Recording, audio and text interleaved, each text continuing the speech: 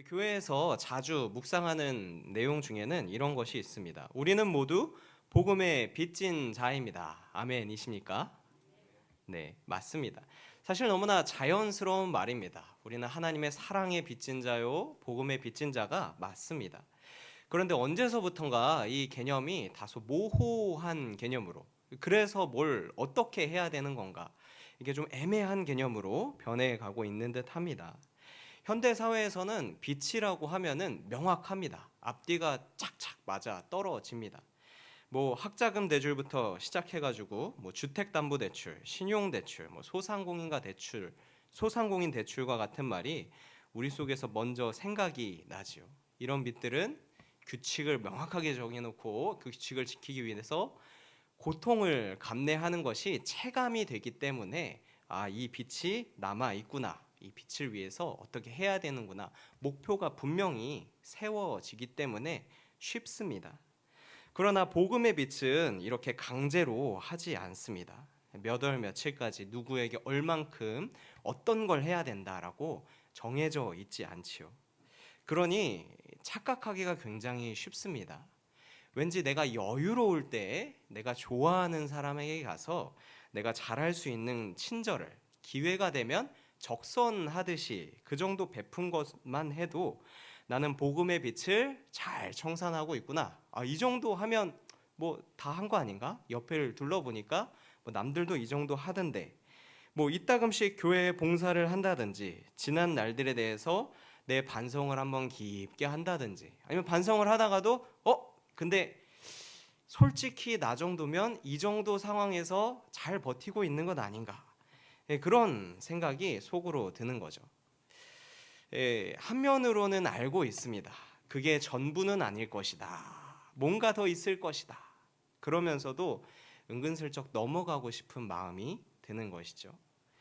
왜냐하면 내게 지워진 복음의 빛이 정확하게 무엇이고 또 내가 어떻게 이것을 갚아 나가야 할지 잘 모르기 때문입니다. 내가 복음의 빛을 졌다라는 것에 대해서 간단한 한 가지 예를 들어볼까 합니다. 제가 초등학생이라 가정해보고 저와 함께 친구들을 우리 집으로 데려와서 함께 놀고 있는 것이죠. 한참 놀고 있는데 어머니께서 부르십니다.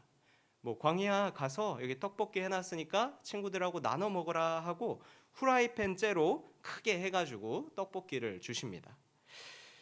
그러면은 제 입장에서는 이 떡볶이는 내 것, 내가 받은 감사한 것이기도 하지만 내 것이 아닌 부분도 있는 것입니다. 떡볶이는 어머니께서 나한테 주셨지만 동시에 나한테 맡겨주신 것이기도 합니다. 나를 통해서 전달이 되는 것이죠. 친구들에게 내가 이걸 전해줘야 할 의무가 생깁니다. 이것이 복음의 빚진 자입니다. 먼저 내가 하나님으로부터 넘치는 복음의 은혜를 받습니다. 잘 누립니다. 그리고 그것을 나 혼자서 독자적으로 그렇게 갖고 있는 것이 아니라 하나님께서 함께 부르신 이들을 위해서 나눠야 하는 것입니다. 결단하고 공동체에 가서 나누어야 하는 것, 이것이 복음의 빛인 것이지요. 오늘 함께 빌레몬서를 살펴봅니다. 빌레몬서는 보시다시피 1장밖에 없습니다. 마음 먹고 앉아서 읽으면 3분에서 5분이면 처음부터 끝까지 다 읽을 수 있습니다. 굉장히 짧은 성경이지요. 그러나 읽다 보면 그 안에 담긴 내용은 굉장히 강력하다라는 것을 보시게 될 겁니다. 왜냐하면 빌레몬서는 복음의 빚진 자가 어떻게 살아야 되는지 한 가지 예시를 들어서 보여주기 때문입니다. 우리 말씀을 살펴보며 우리의 마음 가운데 은혜를 받으시기 바랍니다. 다른 성경이 그렇듯이 빌레몬서 또한 역사적 배경이 있는데요. 빌레몬서는 워낙에 짧은 성격이라 여러 가지 추측과 말들이 난무하지만 제가 잘 정리해서 우리 전통적인 것만 소개를 해드리도록 하겠습니다. 일단 빌레몬서는 편지입니다. 바울이 로마의 감옥에 갇혀 있을 때 빌레몬이라는 사람에게 쓴 개인적인 편지입니다.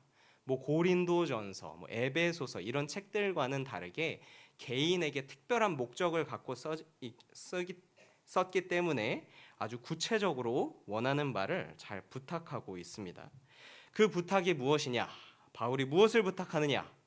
오네시모란 사람이 있는데 이 사람을 너가 용서해주고 주 안에서 화목했으면 좋겠다라는 것입니다. 빌레몬은 지금의 터키 지방 중에서도 골로새 지역에 참 영향력 있는 그리스도인이었습니다. 그러면서도 또 부자였습니다. 옛날의 부자들이 다 그랬듯이 빌레몬 또한 종들을 여럿 데리고 있었는데 그 종 중에 하나가 오네시모인 것이지요. 이 오네시모는 빌레몬의 소유였고 빌레몬도 오네시모를 가지고 있었습니다. 주인에게 유익한 일을 해주는 빌레몬의 소유였습니다. 그러나 어느 날 오네시모는 다른 마음을 품습니다. 아마 금전적인 부분일 것 같은데요. 주인에게 큰 해를 상당 부분 끼치게 되고 그에 대한 책임을 지기보다는 그에게서 도망칩니다. 이 당시만 하더라도 오네시모는 주인에게 돌아가서 용서를 빌거나 다시 잘해보자 그렇게 할 마음이 없었던 것처럼 보입니다. 왜냐하면 자기 동네에서 2000km나 떨어진 로마에 와서 새 마음으로 대도시에 왔으니까 내가 여기선 새 출발을 잘 할 수 있을 것이다. 그렇게 도망쳐 왔기 때문입니다. 왜냐하면 만약에 주인에게 돌아간다고 했을 때 그의 결과가 눈에 훤히 보였기 때문이죠. 주인에게 큰 손해를 끼친 도망친 종이 주인에게 돌아왔다? 대부분의 경우 이러면 죽임을 당합니다. 심한 형벌을 당하고 매를 맞고 이렇게 죽임을 당하는 경우가 다반사였기 때문에 오네시모는 그렇게 도망쳤었던 것입니다. 이런 오네시모의 계획에도 예상치 못한 것이 하나 있었으니 로마에서 바울을 만나게 된 것입니다. 그는 바울과 이야기를 나누게 되고 바울을 통해서 그리스도인이 됩니다. 그리스도인이 된 오네시모는 그냥 물에 물 탄 것처럼 그냥 어슬렁어슬렁 하게 되는 그런 신자가 아니라 정말 확실한 그리스도인이 됩니다. 정말 열심히 사역을 합니다. 오네시모가 얼마나 정성을 다해서 사역을 했는지 바울도 이런 오네시모의 헌신을 기쁘게 받아들였고 웬만하면은 앞으로도 자기 곁에서 사역을 했으면 좋겠다라는 말을 하기까지 합니다. 그러나 바울은 계속 오네시모를 자기 곁에 잡아둘 수만은 없었습니다. 함께하고는 참 좋은데 계속 잡아둘 수가 없었어요. 왜냐하면 오네시모에겐 남은 숙제가 하나 있었기 때문입니다. 그 숙제는 자기 주인과 화목해져야 하는 것입니다. 바울은 평소에도 너희들은 화목해야 한다, 너희들은 화목하라 라는 말을 많이 해온 사람이었습니다. 특히 하나님과 화목하기 위해서 예수님께서 대가를 지불하셨다라는 말을 많이 하셨고 그렇게 예수님이 대가를 지불하셨으니 주 안에서 하나 된 우리 주의 자녀들끼리도 당연히 화목해야 된다라는 말을 해왔습니다. 데살로니가 전서 5장 10절에서 13절까지 말씀이 있는데요. 우리 한번 같이 읽어보도록 하겠습니다. 예수께서 우리를 위하여 죽으사 우리로 하여금 깨어있든지 자든지 자기와 함께 살게 하려 하셨느니라. 그러므로 피차 권면하고 서로 덕을 세우기를 너희가 하는 것 같이 하라. 형제들아 우리가 너희에게 구하노니 너희 가운데서 수고하고 주 안에서 너희를 다스리며 권하는 자들을 너희가 알고 그들의 역사로 말미암아 사랑 안에서 가장 귀히 여기며 너희끼리 화목하라. 복음에 대한 바울의 생각이 잘 정리되어 있는 구절입니다. 너희를 살리기 위한 값으로 예수님께서 자신의 목숨을 지불하셨다. 그로써 너희가 하나님과 함께 하게 되었다. 그러니 우리가 서로 수고하며 덕을 세우자. 사랑 안에서 서로를 가장 귀한 것으로 여기며 화목해야 한다라는 것입니다. 평소에 이렇게 화목해야 한다라고 말하고 다니는 사람이니 제 아무리 나를 도와주고 나에게 유익이 되고 하는 사람이 하더라도 예외를 두지 않았습니다. 물론 바울도 다 알고 있었죠. 오네시모를 돌려보냈는데 만에 하나 정말 그렇게 되지 않기를 바라지만 만에 하나 잘못되면 오네시모가 큰 봉변을 당한다는 것도 알고 있었습니다. 그래서 오네시모의 과거를 그냥 지난 날은 잊고 그냥 내일에만 집중해라, 뭐 비밀에 묻힌다든지, 아니면 혹여 들통나게 되다 하더라도 지금 오네시모가 하고 있는 일이 너무 중요하니까 이 일은 불가피한 일이다라고 합리화를 한다든지 그렇게 할 수 있었지만, 바울은 복음 앞에 타협을 하지 않았던 것이죠. 오네시모를 빌레몬에게 보내서 서로 화해하고 화목한 관계로 바꿔놔야 했습니다. 나를 돕는 것보다 먼저 성도끼리 마음에 거리 낄 것이 없이 서로 화목한 사이가 되어야 한다. 이것이 우선순위였던 것이지요. 그래서 바울은 오네시모에게 편지 하나를 주면서 빌레몬에게 돌아가라, 그렇게 명합니다. 오네시모는 속으로 굉장히 부담스러웠겠지만 복음의 빚진 자로서 또 얘기를 들어보니까 맞는 말인 것 같아요. 주인과 화목하기 위해서 순종합니다. 다시 돌아갑니다. 바울은 그 편지를 통해 빌레몬에게도 오네시모를 용서해 달라라고 설득합니다. 오네시모를 나라고 생각하고 바울이라고 생각하고 잘 대접해 주라고 합니다. 그 설득하는 오네시모가 들고 간 그 편지가 바로 우리가 읽은 빌레몬서 1장이 되겠습니다. 그러므로 이 편지의 목적이 무엇이겠습니까? 이 편지를 통해서 뭘 하면 성공하는 거겠습니까? 빌레몬이 오네시모를 용서해주면 성공하는 것이죠. 어떻게 바울이 빌레몬을 설득하느냐? 우리는 선한 일에 동참해야 된다라고 설득합니다. 제가 정리한 선한 일에 동참하는 법, 첫 번째입니다.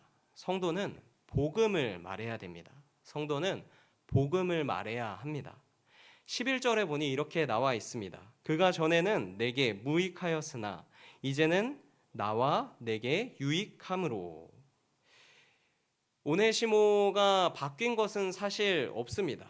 그 이전에도 오네시모는 주인에게 큰 손해를 미친 사람이었고, 이전에도 큰 손해를 미친 사람이었고, 이후에도 돌아온 지금도 뭐 과거에 그렇게 큰 손해를 입히고 도망쳤다는 사실은 변함이 없습니다. 빌레몬의 입장에서는 여전히 무익한 사람일 수 있으나 바울은 이제 그가 유익한 사람으로 변화되었다라고 합니다. 왜냐하면 그가 이제는 복음을 알았고 영적인 신분이 변화되어 하나님의 비밀에 참여한 자가 되었으니 그것만으로도 나와 너에게 유익한 사람이 되었다는 것입니다. 얼마나 유익한 사람이 되었느냐 16절에 나옵니다. 이후로는 종과 같이 대하지 아니하고 종 이상으로 곧 사랑받는 형제로 둘 자라. 내가 특별히 그러하거든 하물며 육신과 주 안에서 상관된 내게랴. 이제는 종이 아니라 사랑하는 형제가 되었다. 이 정도로 유익한 자가 되었다라고 설득하고 있는 중입니다. 고대 시대 사회에서 노예는 물건입니다. 내가 그냥 저기로 가, 그럼 저기로 가야 되고, 내가 너 앉아, 그럼 앉아야 되고, 너 이리 와서 한 대 맞아, 그럼 맞아야 되고, 그런 물건에 불과했던 오네시모가 이제는 얼마나 유익하고 얼마나 귀한 사람이 되었는지 나의 사랑받는 가족이 되었다라고 말해 주는 거죠. 완전히 다른 수준으로 대하라는 것입니다. 오네시모가 어떻게 이렇게 변할 수 있었느냐? 16절 마지막에 나오죠. 주 안에 같이 있기 때문입니다. 하나님의 자녀가 함께 되었으니 너는 오네시모에게 아량을 베풀고 사랑을 베푸는 것이 당연하다라는 것입니다. 이 요구는 당대 사회의 관습, 법률, 사람들의 요구를 뛰어넘는 그런 말씀입니다. 이제 하나님을 같이 섬기게 되었으니 상식을 뛰어넘어서 서로 기뻐하고 서로를 귀하게 여겨야 된다라고 말하고 있습니다. 그리고 12절에는 이렇게 이야기합니다. 한번 같이 읽어보겠습니다. 시작. 내게 그를 돌려보내노니 그는 내 신복이라. 아멘. 신복의 사전적인 뜻은 가슴과 배라는 뜻입니다. 그는 내 신복이다. 그럼 한글로 그는 나나 다름이 없다라는 말이죠. 이거를 원어로 보니까 오네시모는 내 심장이다라고 나와 있었습니다. 오네시모는 2,000km가 넘게 주인으로부터 도망쳐 왔습니다. 얼마만큼인지는 모르겠지만 그만큼 주인에게 큰 손해를 입혔고 두려움에 휩싸려서 멀리 도망쳐 왔습니다. 그러나 바울은 그것을 감안하고서도 오네시모는 정말 중요한 사람이 되었다. 그는 내 심장이다. 내 심장을 너에게 보낸다라고 소개를 하고 있는 것이죠.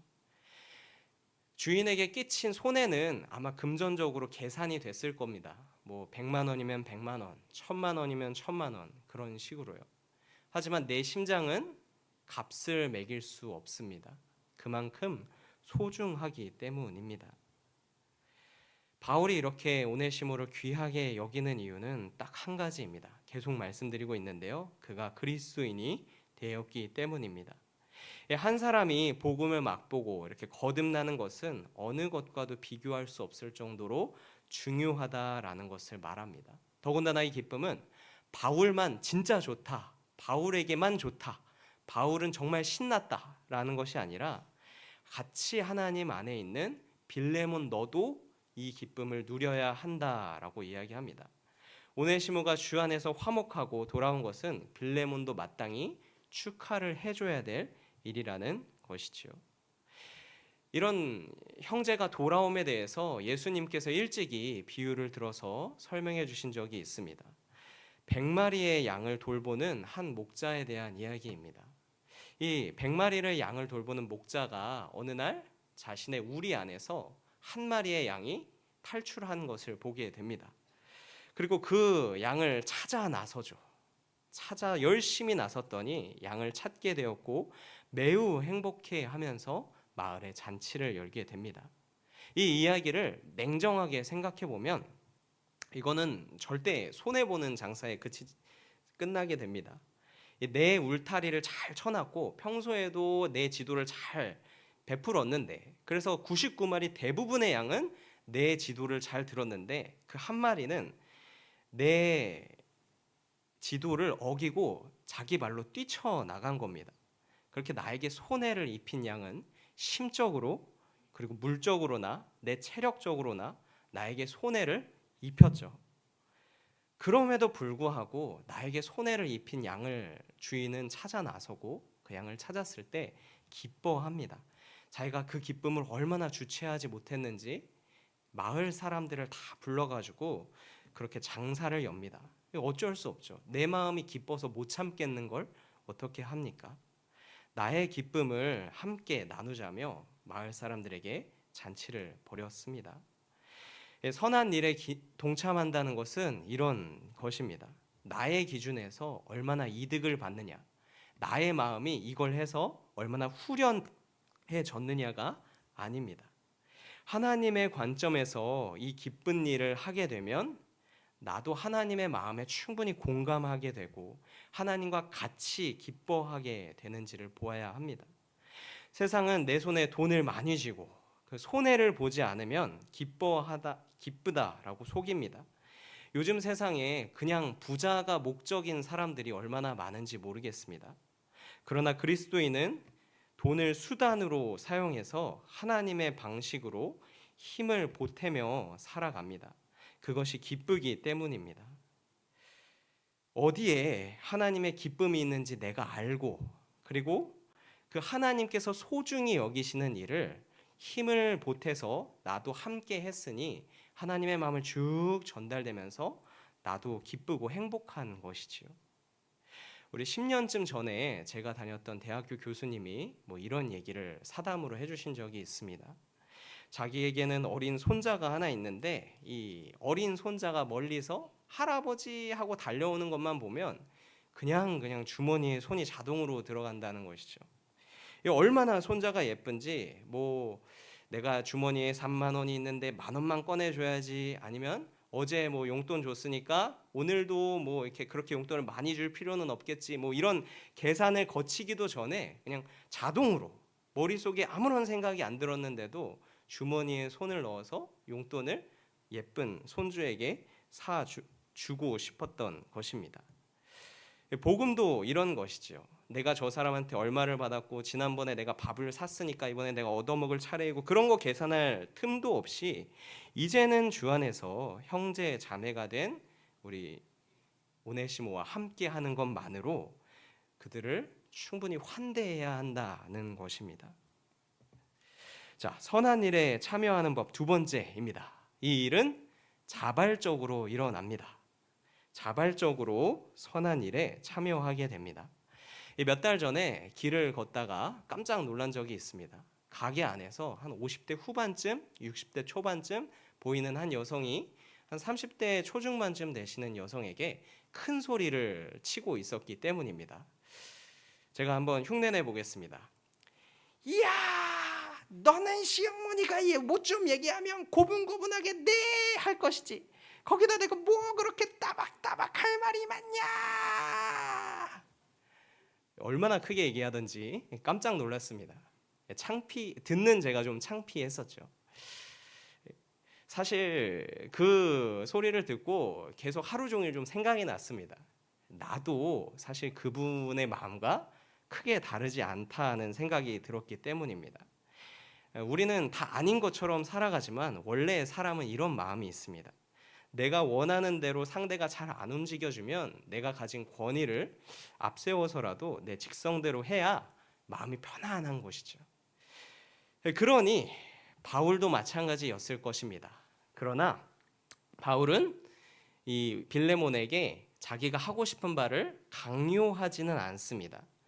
충분히 자신의 교회의 지도자가 되고 내가 너보다 어른이니까 내 말을 들어라 라고 명령할 수 있었음에도 억지로 그렇게 하지 않고 빌레몬이 자의로 오네시모를 용서하기를 구합니다. 그 내용이 아주 14절에 잘 나타나 있는데요. 함께 한번 읽어보도록 하겠습니다. 다만 내 승낙이 없이는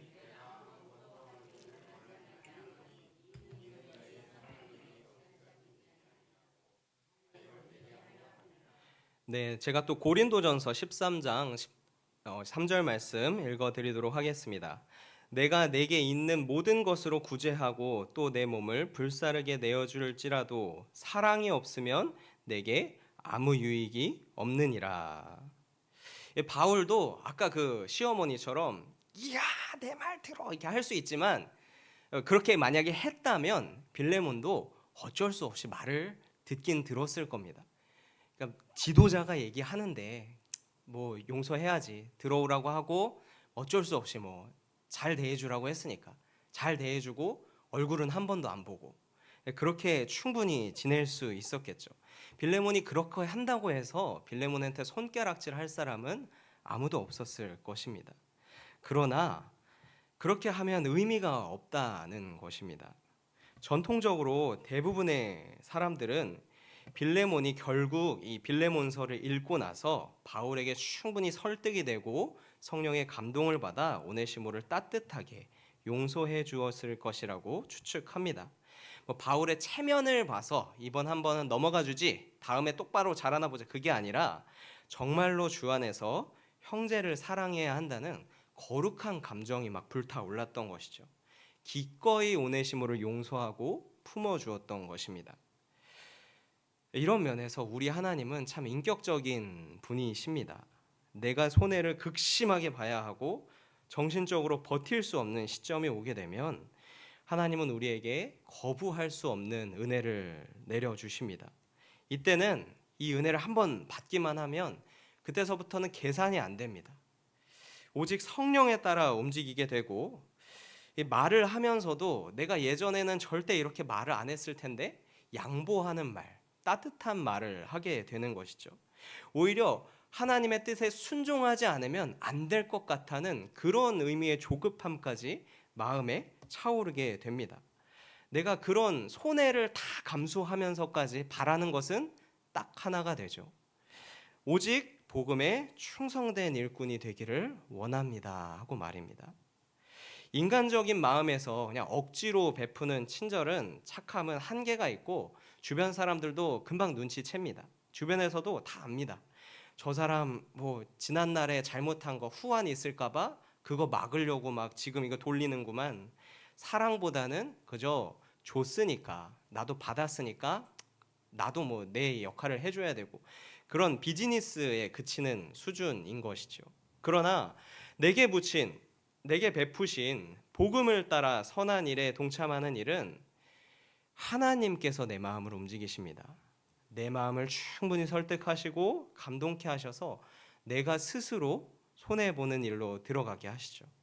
복음은 이렇게 기꺼이 선한 일에 우리가 동참하게끔 설득하시고 감동시켜 가십니다. 자, 선한 일에 동참하는 법 세 번째입니다. 예수님이 먼저 우리를 화목해 하셨다는 것입니다. 예수님이 먼저 우리를 화목해 하셨습니다.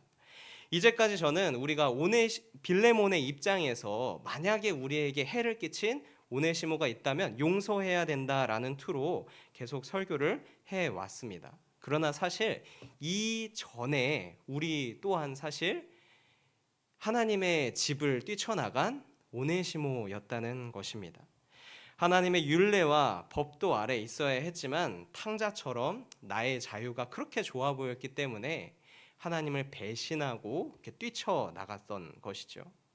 오네시모에게는 다행히 바울이 있어서 빌레몬과 잘 중재를 했고 그와 화목하게 되었습니다. 우리를 위해서는 누가 나서서 희생하여 주셨습니까? 우리를 위해서는, 우리의 화목을 위해서는 누가 나서서 중재해 주셨습니까?